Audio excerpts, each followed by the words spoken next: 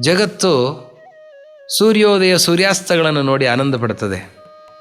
ಆದರೆ ಅಸ್ತನಾಗುವ ಸೂರ್ಯ ಇವತ್ತಿನ ಒಂದು ದಿವಸವನ್ನು ಅಪಹರಿಸಿಕೊಂಡು ಹೋಗಿದ್ದಾನೆ ಅನ್ನುವ ಎಚ್ಚರ ಯಾರಿಗೂ ಬರೋದಿಲ್ಲ.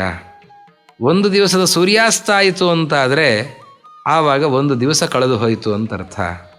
ಹೋಗ್ತಾ ಹೋಗ್ತಾ ಸೂರ್ಯ ನಮ್ಮ ಆಯುಷ್ಯವನ್ನು ಅಪಹಾರ ಮಾಡಿಕೊಂಡು ಹೋಗ್ತಾನೆ. ಹೀಗಾಗಿ ಅವನನ್ನು ಆದಿತ್ಯ ಅಂತ ಕರೀತಾರೆ.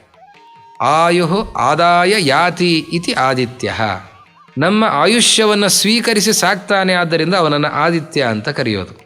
ಹೀಗಾಗಿ ನಮ್ಮ ಜೀವಮಾನಕ್ಕೂ ಜ್ಯೋತಿರ್ಮಂಡಲಕ್ಕೂ ಸಂಬಂಧ ಇದೆ. ಆ ಜ್ಯೋತಿರ್ಮಂಡಲದ ಗತಿಯಿಂದ ನಮ್ಮ ಜೀವನ ಸಾಗ್ತಾ ಇದೆ.